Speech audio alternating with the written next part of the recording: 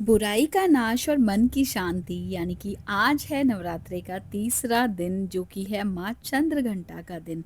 और मैंने यहाँ पे ना ग्रे कलर का सूट आज पहना है क्योंकि डे 3 का जो कलर होता है वो या तो वाइट होता है या फिर ग्रे, तो मैंने यहाँ पे ग्रे पहना है। अब पूजा करने के बाद मैं आ गई थी किचन में। सबसे पहले मैंने डेली की तरह पूजा की, उसके बाद अपनी पेट पूजा की और छोटा सा एक ब्रेक लेने के बाद मैं फिर से किचन में आ गई थी क्योंकि बच्चे हो चुके थे नहाकर रेडी और उनके लिए मैं बना रही थी पोहा। पोहा थोड़ा सिंपल ही बनाया है, यानी कि वैसे नॉर्मली मैं पोहे में अनियंस यूज़ करती हूँ, लेकिन नवरात्रों के चलते मैंने इसमें कोई प्याज या कुछ भी इस तरह का नहीं ऐड किया है जो नवरात्रों में हम यूज़ नहीं कर सकते हैं। बच्चों के ना एग्ज़ाम्स तो हो चुके हैं, लेकिन अभी भी इनके स्कूल खुले हुए हैं, पूरी तरह से स्कूल बंद नहीं हुए हैं, सेशन एंड नहीं हुआ है।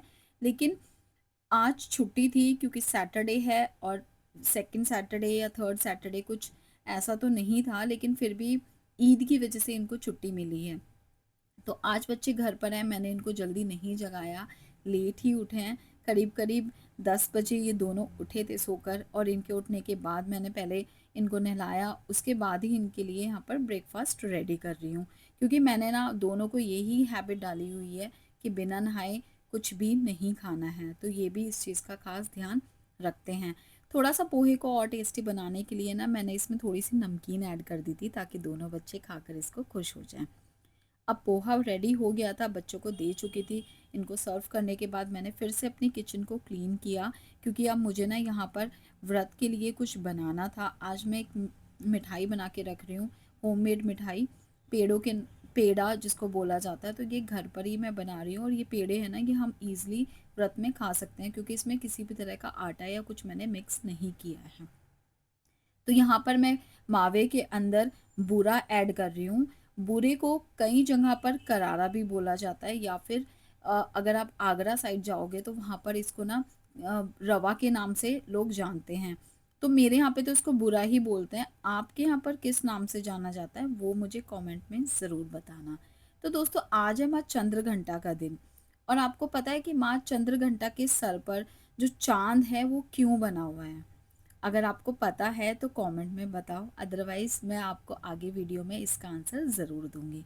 तो पेड़े बनाने के बाद मैं फिर से एक और काम पर लग गई थी। मैंने कुछ प्रिंट आउट्स निकाले हैं और उनकी कटिंग करके रख दी थी। कटिंग करने के बाद मैं फिर दोबारा से आ गई थी किचन में। किचन में आके मैं अपने ना शाम के खाने की प्रिपरेशन करने लगी थी। तो यहाँ पर ये आलू चॉप करके मैंने पानी में भिगो के रख दिए थे। उसके कुछ टाइम के बाद फिर से इनको पानी से निकाला और इसमें थोड़ी हरी मिर्ची डाली, काली मिर्ची डाली, थोड़ा-सा कुट्टू का आटा ऐड किया और थोड़े से पानी और सेंधा नमक के साथ इसको ना अच्छे से एक बैटर बना लिया। पानी बिल्कुल नाम मात्र का ही डालना है, ना डालो तो भी चलेगा क्योंकि आलू भी थोड़े टाइम के बाद जब नमक उसमें ऐड हो जाता है ना, वो पानी छोड़ने लगते हैं। तो मैंने भी यहाँ पे थोड़ा-सा पानी ऐड किया था, क्योंकि मुझे ये पहले ना बहुत थिक से लग रहे थे। फिर थोड़ी देर इसको रेस्ट करने दिया, रेस्ट करने के बाद अब मैं इसके यहाँ पर पकोड़े बना रही हूँ। आज मैंने कच्चे आलू के ही पकोड़े बनाए हैं, बॉयल करके भी बनाओ तो वो भी बहुत टेस्टी बनते हैं और साथ में हरी चटनी। तो यही था आज का हमारा फलाहार। तो इसको रेडी करने के बाद मैं सबसे पहले इसको मंदिर में रख कर आई, क्योंकि मैं कुछ भी बनाती हूँ अपने घर में, तो अपने कान्हा जी को ज़रूर भोग लगाती हूँ। अब सबको खिलाने के बाद, सबको सर्व करने के बाद अब बारी थी मेरे खुद के खाने की। और इस बार के नवरात्रों से ना मैंने एक चीज़ और स्टार्ट की है, वो है ये नीचे बैठकर काम करना या फिर खाना खाने का रूटीन। मतलब हम लोग नीचे ना बहुत कम ही बैठते हैं, मोस्ट ऑफ द टाइम खड़े होकर ही काम करते हैं, लेकिन इस बार से मैंने ये चीज़ स्टार्ट की है और सच बताऊँ इसके बहुत फ़ायदे हैं। वेट लॉस में भी हेल्प होता है, हार्ट हमारा हेल्दी होता है, बॉडी हमारी फ्लेक्सिबल बनती है, हमारा पोस्चर भी सही होता है। तो इन सब चीज़ों को ध्यान में रख के ना मैंने ये स्टेप लिया है कि मैं इस बार नवरात्रों से ये कोशिश करूँगी कि मैं कुछ ना कुछ नया और अच्छा अपनी लाइफ में चेंज करूँ, जो कि मेरे लिए भी हेल्दी है और साथ में मैं कोशिश करूँगी कि मैं औरों को भी उस चीज़ को करने के बेनिफिट्स बताऊँ कि आपको ये काम करने से क्या फ़ायदा और आपको ये काम क्यों करना चाहिए। तो आज यहाँ पर मैं अपने लिए बना रही थी 2026 का विज़न बोर्ड। वैसे तो ये बीच में काफ़ी ज़्यादा ट्रेंड हुआ था, लोग इसको पहले ही बना चुके हैं, लेकिन मुझे उस टाइम पे टाइम नहीं मिला ये सब करने का, तो मैंने सोचा कि अब मैं जब फ्री हूँ तो क्यों ना अपने टाइम को यूटिलाइज़ करूँ खाली बैठने से और फ़ोन को स्क्रॉल करने से या फिर टीवी देखने से भी कोई फ़ायदा नहीं होता है। मैं आपको भी यही सजेस्ट करूँगी कि हर चीज़ का ना आप एक टाइम बाँध कर चलो, किस टाइम पर क्या करना है। देखो हर चीज़ ज़रूरी है, एंटरटेनमेंट भी ज़रूरी है, लेकिन एंटरटेनमेंट के साथ-साथ आप अपने टाइम को यूटिलाइज़ करोगे तो वो और भी अच्छा है। तो अब मैं बात करती हूँ माँ चंद्रघंटा की। तो जो माता चंद्रघंटा है ना, वो पार्वती माता का ही रूप है।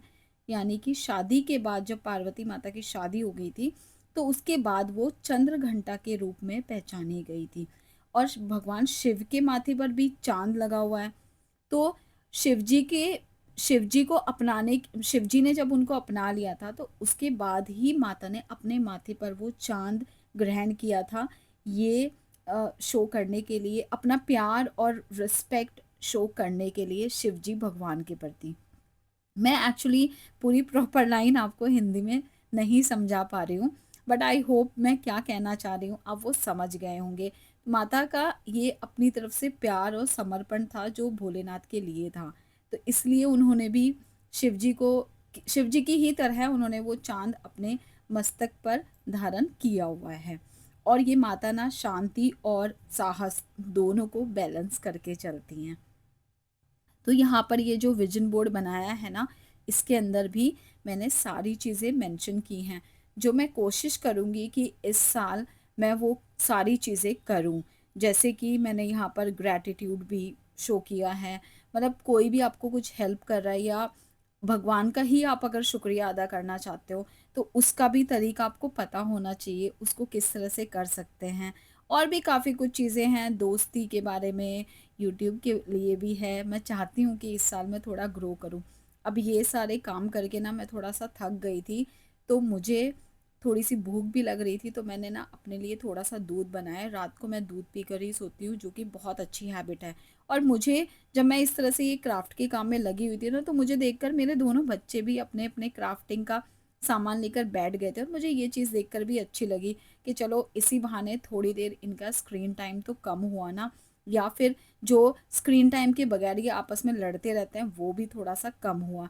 तो मैंने ना लास्ट में इस बोर्ड को एक प्लास्टिक के पॉलीथीन से इस तरह से कवर कर दिया था, क्योंकि मैंने ये बोर्ड ना किचन में लगाया है, क्योंकि मेरा most of the time kitchen में ही स्पेंड होता है।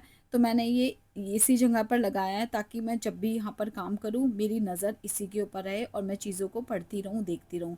तो किचन में ही गंदा ना हो। मैंने तो थर्ड डे कुछ इस तरह से सेलिब्रेट किया। आपने थर्ड डे पर क्या-क्या किया वो कमेंट में ज़रूर बताना। मिलती हूँ फोर्थ डे में, तब तक चैनल को लाइक, शेयर, सब्सक्राइब करो।